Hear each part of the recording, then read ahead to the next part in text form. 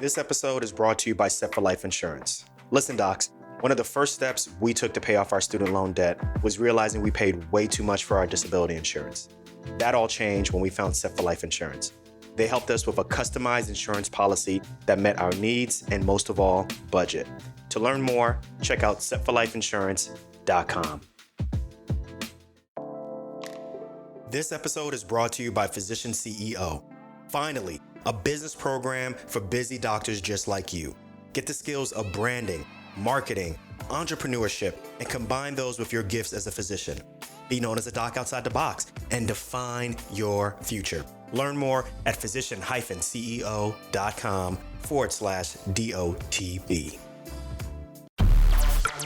Welcome to Docs Outside the Box podcast. This is your official show, looking inside the minds of cutting-edge and innovative doctors.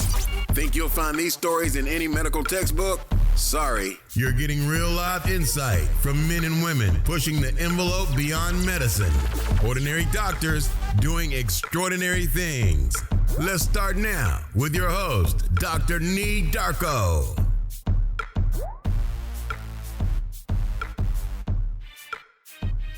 By listening to this podcast, you agree not to use this podcast as medical advice to treat any medical condition in either yourself or others, including but not limited to patients that you are treating. This episode's content is not a substitute for professional medical care and diagnosis. None of the information mentioned should be performed or otherwise used without clearance from your physician or healthcare provider. The information contained within is not intended to provide specific health advice or any other advice whatsoever for any individual or company and should not be relied upon in that regard. Now that we got that out the way, let's get on with the episode. What's good, everyone? This is Dr. Nee. I'm excited to have Dr. Siobahn Key, who is a family physician and obesity medicine physician and weight loss coach for physicians. She is the host of a weekly podcast called The Weight Solutions for Physicians, and her passion is helping people to learn to stop emotional eating and feel confident in their ability to manage their weight for the rest of their life. Dr. Siobhan, what's good? Welcome to Docs Outside the Box. Thanks for having me. You like that intro, don't you? Yeah, I'll just continue it. How you doing? I'm really good. How are you? I'm great. So I love when I have international guests. You're coming all the way from Canada, and where exactly in Canada are you? So I'm in Prince George, BC. So that's about halfway up British Columbia, about 8-hour drive from Vancouver. Oof. Wow. So you're closer to like the state of Washington or what, like Montana and so forth? Yeah, like still decent drive. So about 9 hours to drive. Wow. But, wow. Yeah. So kind of you're northwest and then further north. Okay. All right. So what's the weather like right now? Because right now we're recording this in August. It's like in the 70s, 80s here. What's the weather like over there? Is it winter yet? Yeah. It's snowing. No, the sled dogs are outside. Joking. It is pouring rain. We have had, like, normally our summers are pretty hot. Like, I speak Celsius, but like around, 25, 30 degrees. I don't know what that equates to for you guys, but it is rainy and cool is what my weather is. I got you. Well, look, it doesn't matter what the weather is out there, because inside here, we're going to be heating it up. We're going to be talking about something that you have been really open about talking about your struggles with, and now you're helping other physicians with. You have a podcast about this. I struggle with this. I think a lot of our listeners struggle with this, which is basically obesity, weight loss, stress eating, particularly in our specialty, in our way of life, which is being physicians. So I'm really excited to have you on. Thank you. Yeah, I'm totally excited to be here. Through medical school and, well, even before, I struggled with weight, like through just normal university. But then medical school, especially once third year hit and we started doing call, I really started to struggle with my weight and develop some really bad eating habits of just trying to cope with that. The number one, not being in control of your own schedule when you're a med student. And then number two, the sleep deprivation and still having to keep going, right? And so I developed a lot of kind of eating habits. I talk quite a bit about Wendy's, but that was in residency. That was my thing that developed, tired, haven't had a chance to actually eat, didn't prepare any food. What am I going to do? I hardly have any time. Okay, I'll just go through Wendy's. And it was interesting because it became such deeply, deeply ingrained habit that I struggled with for years. And even when I was already kind of had a fair bit of my weight figured out, like I had lost some weight and was feeling better with my overall eating choices, that Wendy's habit, the Wendy's French fries, when I would get stressed or tired, like it was like obsessive. And Siobhan, though, I struggle with Wendy's also. It's really good. I can't. yeah, I know it. Like when the French fries are hot and crispy and salty, like it was interesting because as I kind of started doing more of this work and looking more, and we'll talk about this, but looking beyond just what are you eating and just stop eating that, right? Because that doesn't work. And started to look more into why was I eating it and what was my brain kind of, why was it telling me to constantly go through that drive-through? And I realized that my brain had really connected. Wendy's French fries had become an answer in my brain to most stressful situations. And I'd practiced it so much that my brain would come up with that answer, like, immediately, like be in an office and feeling a bit overwhelmed or behind. And my brain would be like, it's okay. Like, we'll go to Wendy's at lunch. Don't worry. How did you figure that out? Because that's a really powerful thing, because I'm really interested in your answer, because I want to tell you like a little anecdote from my standpoint. I thought I was the only person who suffered from this, but I'd love to hear, how did you figure out that trigger between stress and then Wendy's or, whatever fast food joint, it might be? Yeah. So I talk a lot about kind of having compassionate curiosity. So number one, I think when we deal with our weight, particularly as physicians, like, because so much of us, we feel we should have figured it out, right? Like we feel because we're a physician, we know better. We shouldn't be doing this and we should just be able to stop doing it. And a lot of us have like guilt and kind of shame thoughts. And people in general who struggle with weight, there's so much guilt and shame around eating behaviors and weight. But the problem is when you're in that just blaming yourself and being upset at yourself for what you did, you can't actually find solutions. Like, if you're blaming yourself and you're really upset at yourself for what you've eaten or that you haven't lost weight or anything like that, your brain is stuck in that path that then it makes you feel crappy. And when you feel crappy, if you're an emotional eater, you're probably going to eat off your plan, right? And it becomes this big cycle. And so one of the biggest things is working on developing a stance of kind of compassionate curiosity is what I talk about. So looking at behavior and, times where you slip up and looking at it with some compassion. So not doing all the blame game and looking at it with curiosity. So for me, it started actually sitting there in my vehicle after going through the drive-thru, eating French fries, going, okay, what is this? Like, what was I thinking that got this going? What was going on? And I started to realize it took years, honestly, for me to sort this out, but I've got some tips that can get you there a little faster. But I think it started as me realizing it was my brain's way of looking for a break, like in those really busy days where it felt like you didn't have time to stop for lunch. You had to get to a meeting, then you had to get to another clinic, and geez, the notes weren't done and you knew you're going to be doing those tonight and the hospital's phoning, like those days, right? Mm-hmm. Where there's no time for yourself. My brain was using that, like, just go have a break. Like, the Kit Kat ad, right? Like, you deserve a break or whatever their slogan is. Like, that was my one time in my day sometimes. Because too, when this was really bad, I had, twins that were little. And so even when I went home, I didn't get a break. And so, yeah, that drive-through time, sitting in the vehicle, eating those French fries, drinking a Diet Coke was my break. That 5 minutes that I felt I could actually give myself. And so once I kind of realized that, then I could start building in ways to have breaks at other points. So I realized, okay, that's probably not how I want to give myself a break. So how else could I do it so I don't feel so desperate for that break? And then as I've gone along, I've done a lot more learning. And as I've gotten into coaching, learning and training about how your thoughts impact the day. And what I've realized is, even before the Wendy's craving came, what the problem was is how I was thinking about how that day was going. Because, if I was thinking, oh my God, I'm so far behind, everybody out there in the waiting room is upset and I'm not getting notes done. When am I going to get the notes done? And all that swirly, I always think of it as a swirl thought, that generates stress and anxiety, which then I was needing to eat or choosing to eat to deal with. Versus now I really watch what I'm thinking when the day's feeling busy and think more like, it's okay, just focus one thing at a time. Everything that's important will get done. And I don't generate all that stress that then makes me feel like I need some sort of release valve. Thank you so much for sharing that. That really makes sense.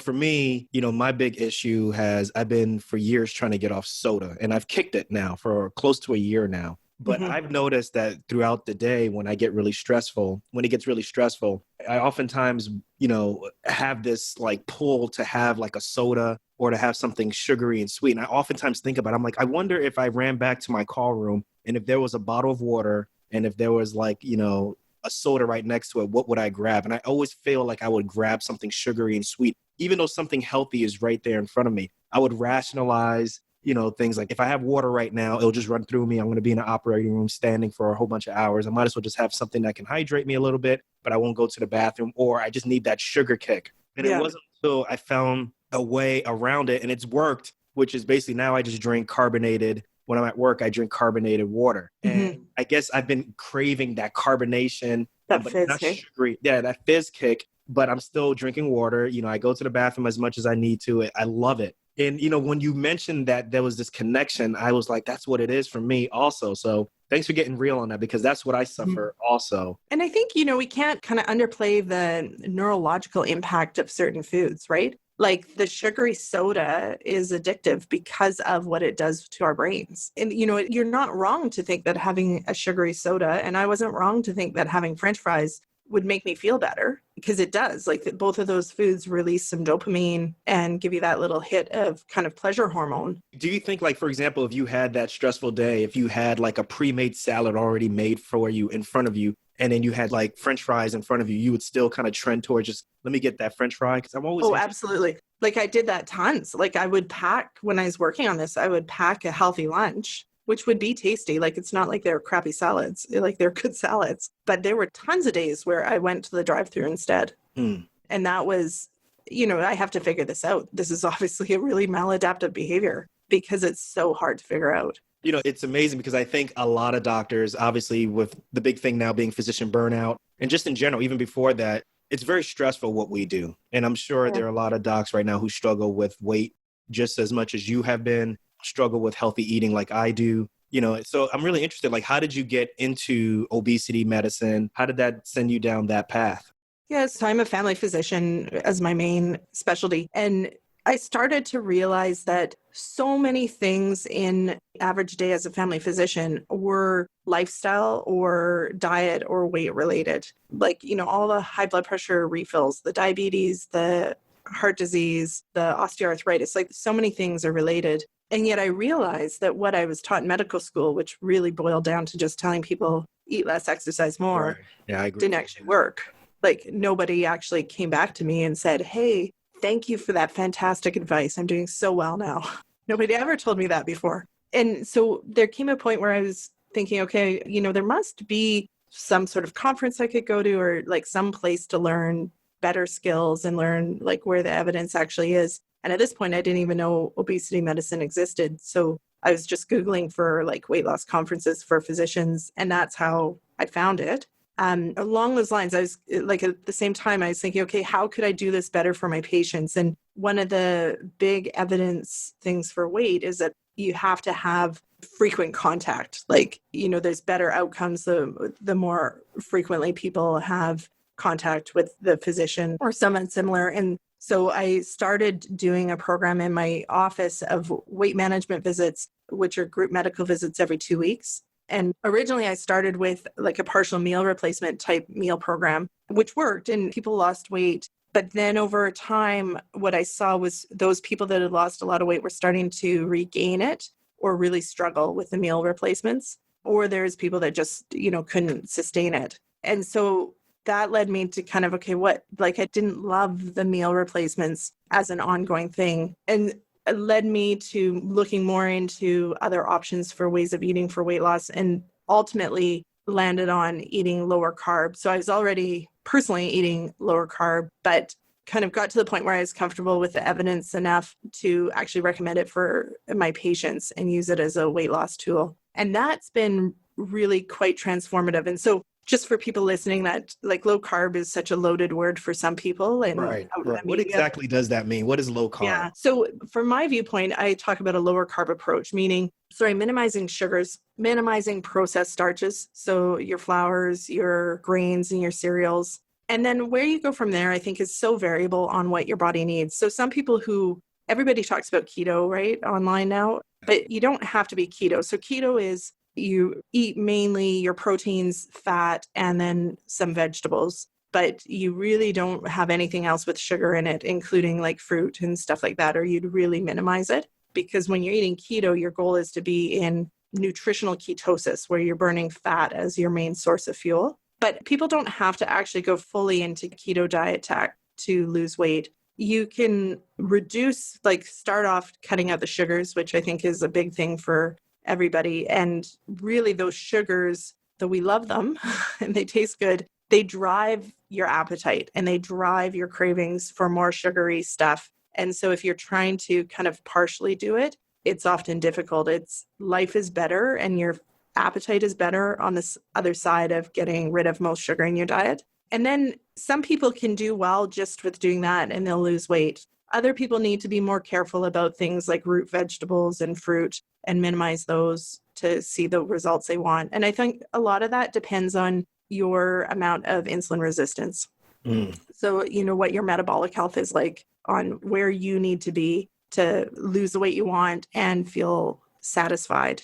And one of the big reasons why I like a lower carb approach and why I switched to it is I really think appetite wise, it's so much easier to feel satisfied on a lower carb approach than when you're trying to do like a low fat, low calorie type approach for losing weight. I was listening to what you're saying. The thing that I found really interesting is when you said satisfying. I oftentimes find that, and I'm not saying that what you're saying is a fad, but a lot of these fads, they may help with losing weight or they may help with getting the result that you want, but are these things really sustainable? And exactly. It sounds as though when you're talking about this is satisfying, like this is something satisfying also correlates with sustainable. Like once I get the results that I want, will I continue this? Like, is it life altering to the point that when things get stressful, I won't do it anymore? So you're saying that doing a lower carb diet, depending on how you prepare for it, can be sustainable.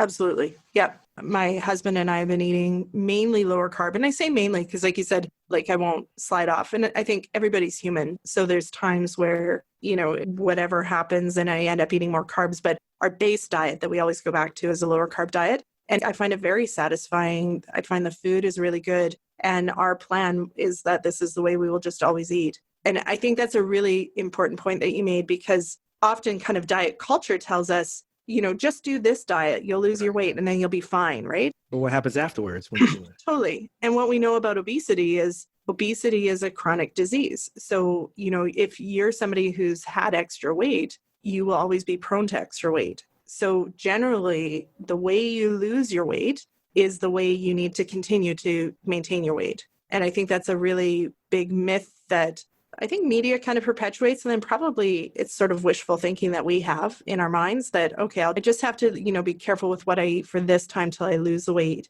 But the reality is if you want to maintain a weight loss, you have to stay careful with what you eat. Now, working with physicians, are there things that you find really distinct that doctors suffer from that the rest of the population doesn't, in terms of, being overweight, dealing with these issues, or is it pretty much all the same? I think there's flavors that are similar regardless if you're a physician or not. But I think the big themes for physicians are, number one, like I kind of mentioned, I think there's a lot of sort of shame and maybe more of a feeling of failure because we're supposed to have the education. And like I can tell you, even when I was doing obesity medicine courses, conferences and stuff, I was still overeating and stress eating. Like, the knowledge doesn't mean that you can put it into action in your life right away. And like you said, our jobs are so stressful. And I think the thing that's unique for sort of two things I'd say. One is that we're caregivers. And unfortunately, that means for a lot of us, we don't actually spend time caring for ourselves. Right. That's a great point. I agree with that 100%. And I think, like you mentioned, burnout and all that stuff that are big issues for physicians these days is they're all united, right? Like if we're constantly giving and working at a high capacity, but not carving out that time for ourselves, then we're far more likely to get burnt out. We're far more likely to get into mood disorders. And for some of us, we're far more likely to have extra weight because that's a coping mechanism. It's interesting. I don't know if you know or not, but like what percentage of docs do you think in general are overweight? I mean, it probably maybe mimics what the population is for Canada and I'm sure for the United States.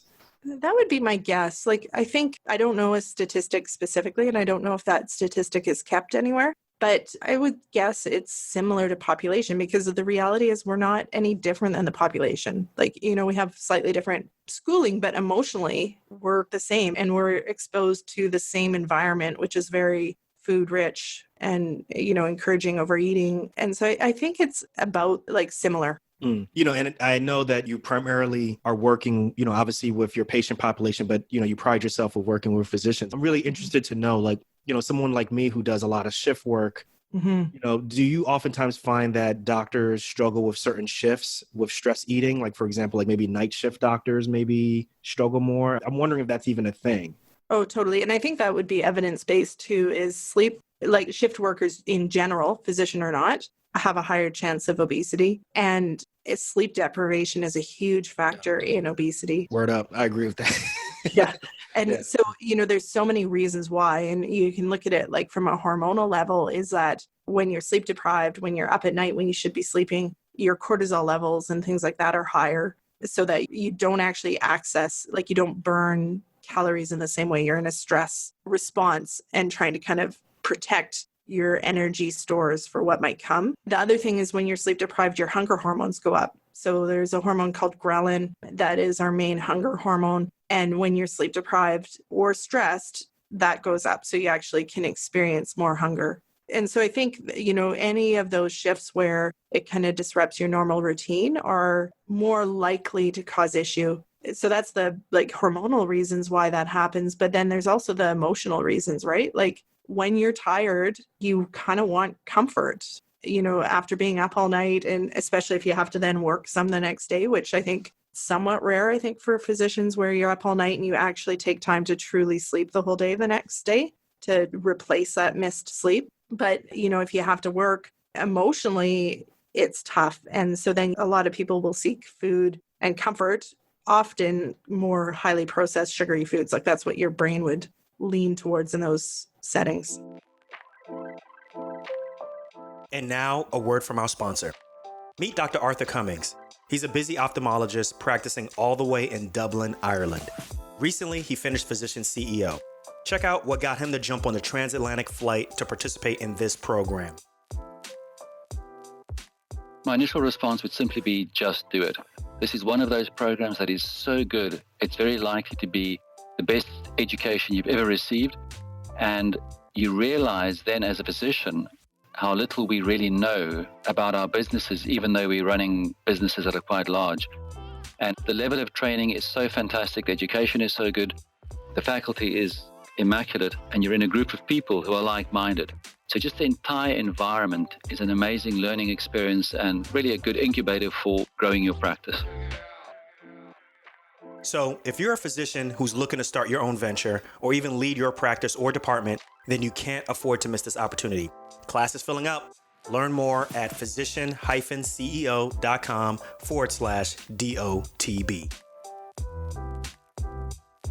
I'm interested. So it's not funny, but it's kind of like something I think about all the time. So when you work night shift, what exactly is dinner? When is breakfast? Yeah, totally. When you finish your shift at 7 a.m, is that breakfast time or is that lunch? Because I'm sure you work with physicians who are in this situation. Do you give advice on you should be eating X, Y, and Z during this time of night, 3 a.m, or how does all that work? How do you counsel them on those type of situations? It varies so much depending on what people's shifts are and what type of work they're doing. Because I think it varies, if you're always working night, it's going to look different than if you're, mainly working days of some sort and sometimes have nights. So what I usually do when I start working with somebody is we work on their own protocol, meaning I really believe in not trying to take a cookie cutter diet and be like, oh, just eat this and you'll be fine. It's about, okay, what do you think is going to work for you in your life? What's a reasonable way to eat? And I try to make it specific for each different scenario. So your general way of eating when you're just normal living.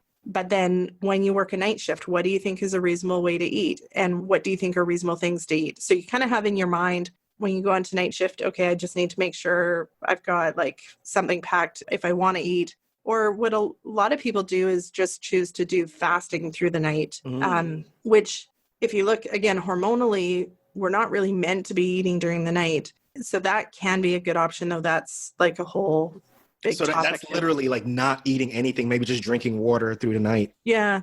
like choosing to just drink and maybe have some electrolytes and stuff through the night, but not eating, which again, like totally big topic on its own. And if you look into it, intermittent fasting, you can find lots of information on it, but sometimes... Are you a big fan of that? Just, I'm gonna put you on the spot. You're a big fan of it? Because I hear people talk about that a lot. Is that technically a fad right now, or is that something that can work? I don't think it's a fad. I think it can be a very powerful tool. And I would put a couple caveats on it. So for some people who have like binge eating disorder or problems with binge eating, fasting isn't a great option because when you restrict food and decide you're not going to eat for this chunk of time, then sometimes what happens later in the day is all those kind of binging thought patterns come up and you end up overeating or binging or feeling more out of control around your eating. And the other person that I group where I kind of use caution about fasting is people with prior eating disorders. So people who have a tendency towards restriction type thinking around their food.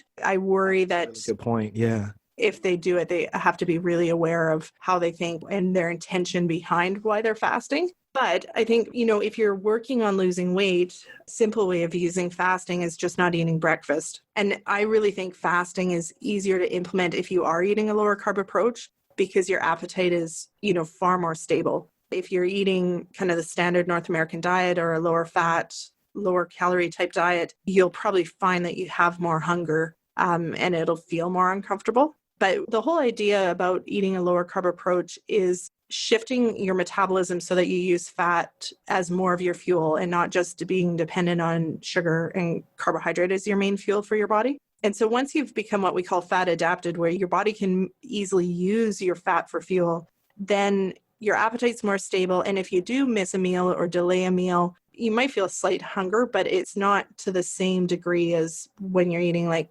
carbohydrates on a really frequent basis. Wow. Well, I appreciate you answering that because that's something that I hear people talk about, right? People are really talking about this. My nephew is all about, the intermittent fasting thing, and just wanted to get your perspective on that. I think for some people, especially, again, if you're insulin resistant, it can be a very powerful tool. And my perspective, everybody has a different perspective, but my perspective would be, I wouldn't necessarily use it as the first tool. But, if you've kind of made changes to your diet, you're eating healthier food, but maybe your weight loss has slowed down or you've hit a plateau, sometimes it can be a tool that then gets things going again. Do you recommend, because you talk about if you're insulin resistant, do you recommend like getting tested for that to see if you have that? Like, is there like some type of biophysical profile that, you recommend docs or, your patients do just to kind of see if they're prone to those type of, I guess, hormonal type things that they're really not in control of? Yeah, I think it's interesting to know. So with my patients, I do order fasting insulin levels along with like their lipids and fasting glucose. Because I think the problem with just our standard way of looking at blood sugar abnormalities is, we order fasting blood sugars or maybe glucose tolerance tests to diagnose diabetes. But the reality is, if diabetes is kind of on one end of the scale, there's a whole lot of abnormality that happens way before you ever become diabetic in the insulin resistance range. And metabolically, there can be a lot of harm and things that can happen during that time. And so I do order fasting insulin levels, and you can look up, there's a calculator called the HOMO IR online, which can help you calculate out your insulin resistance. And I think it's HOMO IR? Yeah, so HOMO-IR. Okay. I think it's helpful to know if you're insulin resistant, because if it is, then really eating sugar and processed carbohydrates is not going to help you with your weight loss. Like it's going to perpetuate your insulin resistance, and potentially down the road, you could end up with diabetes. Like if you're insulin resistant, you have an increased risk of becoming diabetic down the road. So that's the main way I use those tests in my own practice, is just to help inform patients and help too, then we can kind of follow as they're following a lower carb diet. Okay, is this impacting your insulin resistance? Are we seeing your insulin go down? Are we seeing your lipids improve? All that sort of stuff. Now let's pivot a little bit because I'm really interested in the mental aspect now. Yeah, totally. Of weight issues, stress for doctors and so forth. So, I'm really interested to know, like, is there a dynamic between doctors who are struggling with weight, doctors who are overweight, and that dynamic and how it relates to patients who are overweight? Like, how do doctors perceive themselves when having this conversation with patients when they know that themselves they're struggling?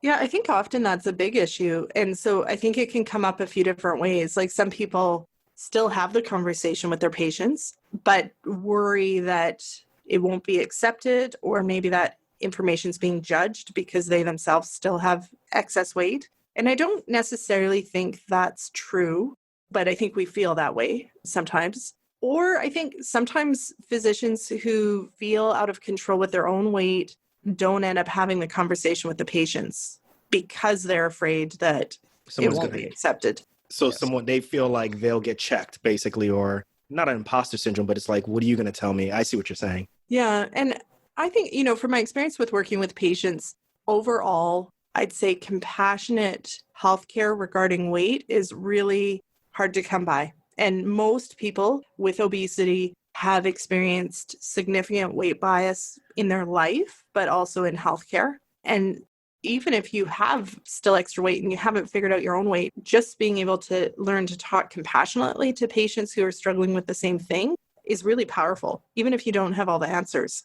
But letting them know that it's okay, that it's hard, you understand that they're dealing with something difficult, and offering to help in whatever way you can, I think goes a long way for patient care. I'm really interested. Whenever I talk to experts, I always try to take them through scenarios because I think that really oftentimes helps demystify certain things and makes it easier for the audience to understand. So I want you to play a game with me. I'm going to take you through a scenario. I'm going to put myself out there, and I want you to, if I came to you, if I went on your website, which is awesome, weightsolutions4physicians.ca. If I went on there and I wanted to work with you and I told you about my life, like what kind of advice would you give someone like me? So let me tell you about someone like me. So I am 40. I'm a trauma surgeon. I do shift work. Most of the time I'm doing, a daytime shift, but there are a lot of times too when I'm doing nighttime shifts. I travel a lot too because I do locums work where I'm going from, one state to another state. But I struggle with healthy eating. I struggle with weight management. I'd like to be healthier. I can remember the days back in the day when I was, in college and definitely in medical school where I can remember just being able to run a sub 5-minute mile just without even training. But those days are long gone, right? So I struggle with this all the time. That's impressive, by the way. Right.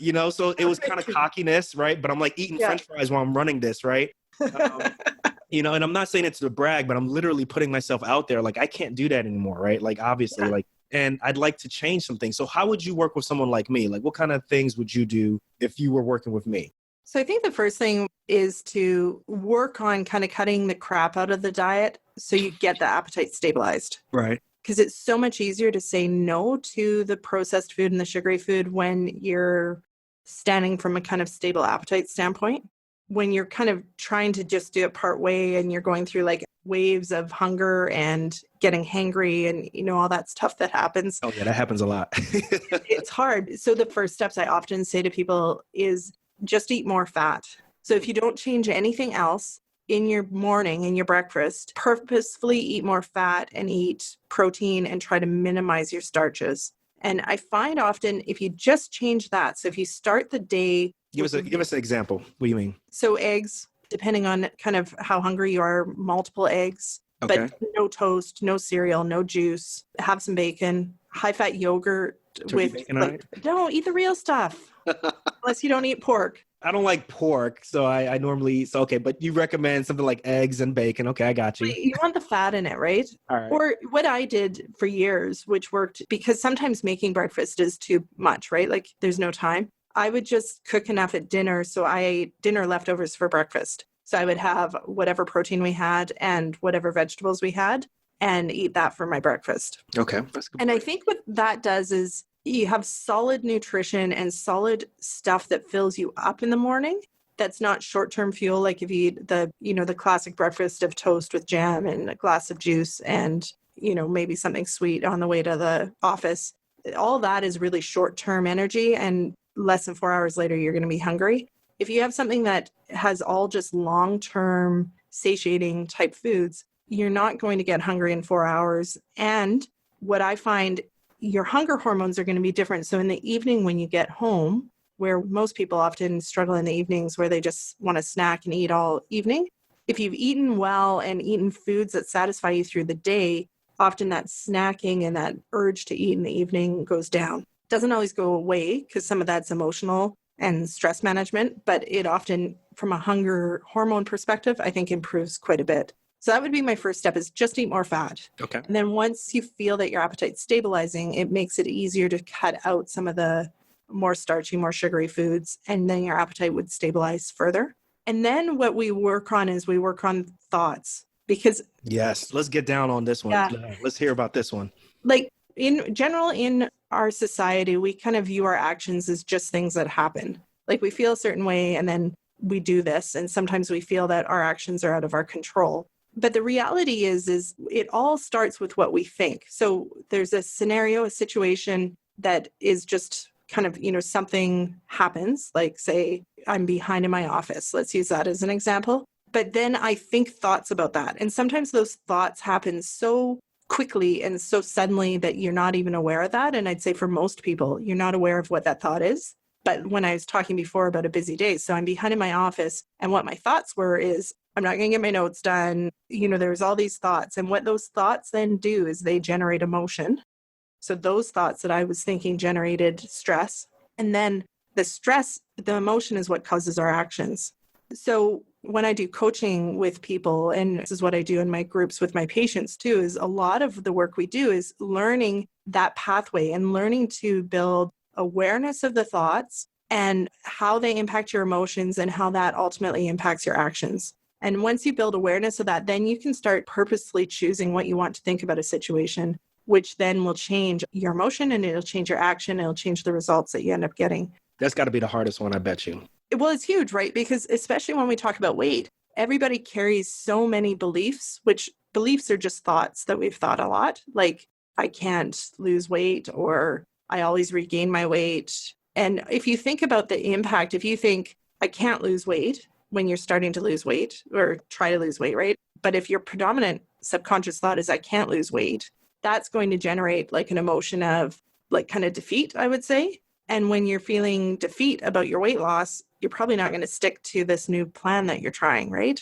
Versus if you work on a thought, building a different belief, and you work on believing I can stay on my plan no matter what, or something, I'm just kind of choosing random ideas. But, if you choose a thought that generates a better emotion for you. So if I think I can stay on my plan no matter what, the emotion that generates for me is more of confidence, more feeling in control. And I know that if I have an emotion of feeling confident and in control regarding my eating, I'm far more likely to stick to my plan no matter what. It's like our thoughts become self-fulfilling prophecies. Absolutely. I agree with you. And if we're not aware of them, then those results are things that feel like they just happen to us. But if you build that awareness, you start to build the capacity to be in control of those thoughts. And then you realize you can actually be in control of what happens. There's other tools and stuff. So one of the tools I was going to talk about, because it was one of the big changes, like I was doing all this thought work, but I was still struggling with the Wendy's French fry thing sometimes. And learning to what you actually do when you have a craving, like the practical aspects of how do you experience a food craving but not act on it, was probably one of the biggest skills that I learned that was life-changing for me. And when I started, this will sound overly simple when I talk about it, but it's so powerful when you actually do it. And when I put it into place with the Wendy's French fries, within 3 days, that whole thing that I talked about that had gone on for years was done.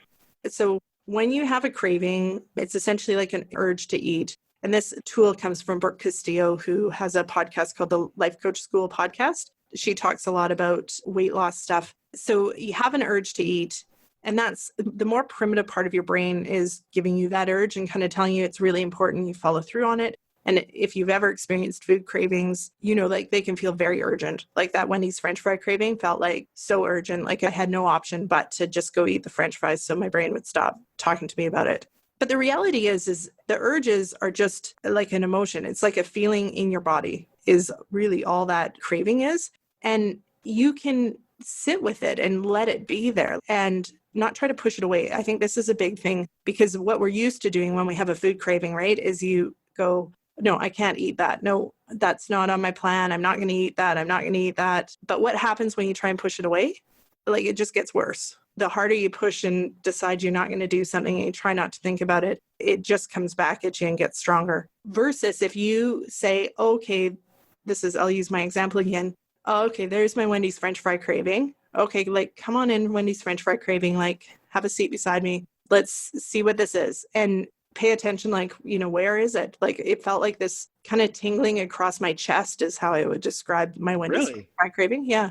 Oh, wow. So it's almost like a mental, visceral type feeling. And just sitting there and paying attention. So not saying I shouldn't have Wendy's French fry cravings, and not saying I need to get rid of this, because all that generally makes them worse, but just saying, okay, it's here, but I don't actually have to eat that. And I'm not going to eat that. I'm just going to experience the craving without eating the food. And the first time you do that, it feels quite uncomfortable because you're used to, I think it's a combination. You're used to always following through, and probably there's a bit of a lack of belief if you're going to be able to tolerate it if you've never tried in the past. So the first time felt quite uncomfortable, but it really probably, if I timed it, lasted less than 5 minutes. It's far less than what our brain tells us it will be in the moment. Like really, if you think about, if you're dealing with a really tough food craving, in that moment, your brain's like, oh, this is going to be bad. Like if you don't do this, it's going to be really bad. Bad things are going to happen. Kind of like when you're disciplining kids and you're like, if you don't do that, you don't want to know what's going to happen. Like, the vagueness. But the reality is it's not that bad. It's often shorter lived than what you think. And it's often not as intense as what you think it's going to be. And then each time you do that, each time you experience that craving and you don't act on it, it becomes lessened. So they become less intense, they become shorter, and you start to build your belief in your ability to experience cravings without acting on them. And once you know that you have that power, that you can experience a craving for anything, but you don't actually have to act on it, it's a total game changer. I love it.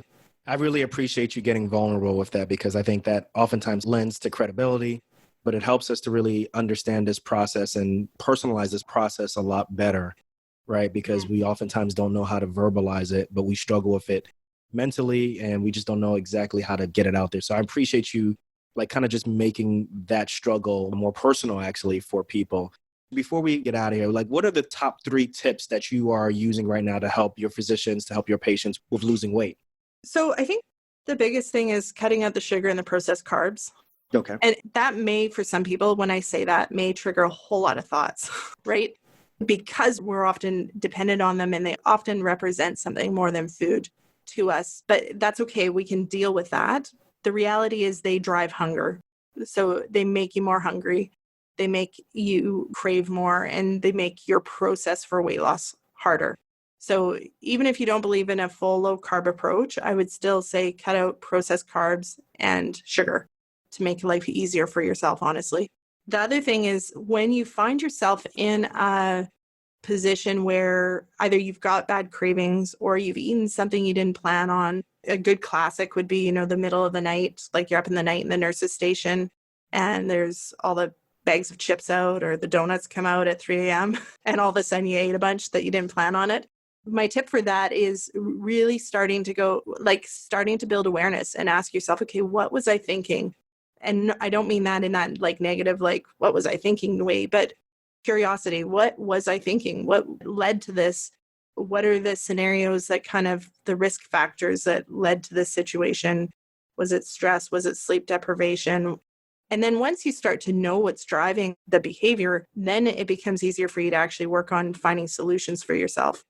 If you think it's only about the food, which we so often do in our, in the diet culture, it's really hard to truly find solutions, because then if all you're focusing on is the food, you ignore all of the stuff beneath. I have a podcast episode where I talk about an iceberg, and the food and the exercise is what we focus on, but that's really the tip of the iceberg. Underneath, there's so much more stuff. There's we talked about sleep deprivation, your stress, your thoughts, any binge eating patterns, food addiction, all that other stuff that could be driving what you eat and whether or not you exercise. So starting to just ask yourself, what was going on? What was I thinking? And that brings me to my 3rd tip, which is practice that compassionate curiosity. So no good comes of beating yourself up. And if we think back to what I was talking about, the thought stuff, if you're beating yourself up and you're thinking, we sometimes, and I mean this across the board, physicians and non-physicians, we think horrible things about ourselves and our weight or our food choices. And if you're thinking horrible stuff about yourself, that's generating often very negative emotions. And when you're in a negative emotion space, it's really hard to make good choices. Or if you're making healthy choices, it's probably using a ton of willpower. It doesn't happen as easily as if you can just be compassionate about yourself, think about yourself more positively, not beat yourself up, sometimes for some people, this could be really hard to think, how do I not think negatively about myself and my weight? Some people really struggle with that. But I like the thought of, I'm just figuring this out. I'm going to figure this out. It's not like a sunshines and unicorn type thought, because some people who have really struggled with weight and body image can't generate like really positive thoughts about themselves in this realm. That's what I was going to say. It's putting a positive spin on things. Even if I'm assuming you're going to fail at this, but just knowing that even if you fail, you'll get back up and continue to move, right? Totally. That's why I like that thought, is I'm going to figure it out. Means, even if you fall down 100 times, if you're figuring it out, you're getting up and you're working on figuring it out, versus the really black and white thinking that we often see in weight loss is you're either on plan, like following a diet, or you're failed, right? That's a problem, because it never gives you that opportunity to actually figure it out. And so compassionate and curiosity. Be nice to yourself, be curious, and work on trying to find your own solutions. Boom. Dr. Siobhan, thank you so much for sharing those tips. Overall, I think, this was something that I've always been wanting to kind of have on the show, because I think a lot of times, like, we talk about this culture of going hard, even from a standpoint of, your side hustle or your side projects going really hard. Mm-hmm. But we never talk about, the proper self-care that you need to do, whether it's sleep, obviously now with nutrition, and just in general, taking care of your body. So, for people who want to learn more about you, who've listening to this show and like, oh my gosh, she's talking to me, I need to get in contact with her, I want to work with her, let the audience know how they can find you, how they can work with you. Yeah, so my website is weightsolutionsforphysicians.ca. So if you go over there, there's lots of information about me. And if you click on the Work With Me page, you can book an introductory session where we can get on Zoom and just chat about what you need and how I could help. And then the podcast is Weight Solutions for Physicians podcast. It's available on all the different platforms. And you just started that recently, right? Yeah, just in January. So it's about 6 months. Congratulations. Welcome.